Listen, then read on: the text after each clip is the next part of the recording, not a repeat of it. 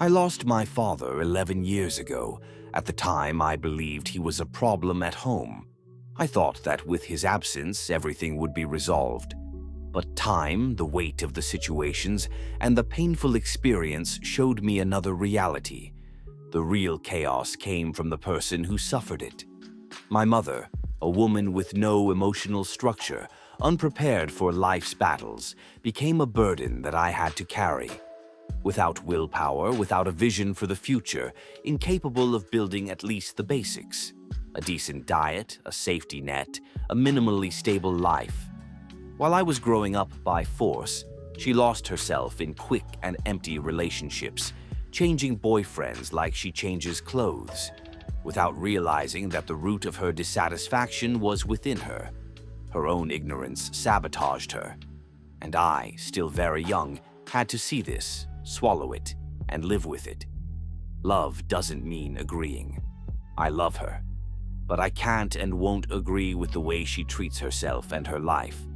I grew up watching my home become an emotional battlefield, impulsive departures, brief returns of 2 or 5 days, endless cycles of irresponsibility and self-pity. At 22, when my father died, the weight of the house fell entirely on my shoulders.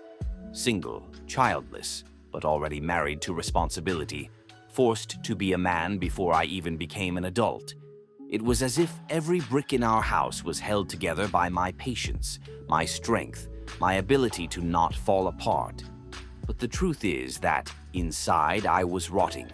Hatred, sadness, disgust, anger, resentment, feelings that built up with no room to breathe, because I needed to maintain the facade that everything was fine. There were years of silence, of silently accepting, of trying to be strong without having anyone to ask for help. An internal battlefield where every lie, every lack of empathy, every disregard of hers was another open wound that I needed to hide from the world. But there comes a time when you either explode or you transform. I chose transformation. I chose silent discipline. The invisible weapon of those who refuse to be victims of circumstances. Today, I understand that I cannot change who she is.